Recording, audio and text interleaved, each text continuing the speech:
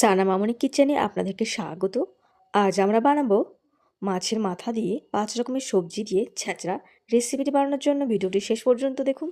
প্রথমে কড়াইতে তেল, 5 বড় শুকনো লঙ্কা দিয়ে এখানে আয়লা মাছের মাথা নিয়েছি। আয়লা মাছের মাথাকে লাল করে ভেজে নিয়েছি।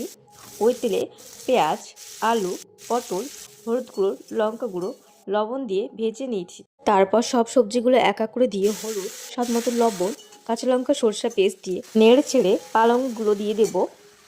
পালংয়ের সাথে সবজিগুলো ভালো করে মাখিয়ে সেদ্ধ হওয়ার জন্য ঢাকা দিয়ে দেব। দেখতেই পাচ্ছ খুব সুন্দরভাবে সেদ্ধ হয়ে গেছে আর সবজিগুলো জল শুকিয়ে গেছে। ভেজে রাখা আয়লা মাছের মাথাগুলো দিয়ে ধনেপাতা কুচি দিয়ে নেড়ে চেড়ে নিতে হবে। শেষবারের মতো 2 থেকে 3 মিনিটের জন্য ঢাকা দিয়ে ঢাকনা উঠিয়ে নেড়ে চেড়ে নিয়ে সামান্য চিনি, জিরে পাউডার দিয়ে নেড়ে চেড়ে নিয়ে নামিয়ে নেব। নতুন নতুন রেসিপি দেখার জন্য চ্যানেলটিকে সাবস্ক্রাইব করে পাশে থাকবেন।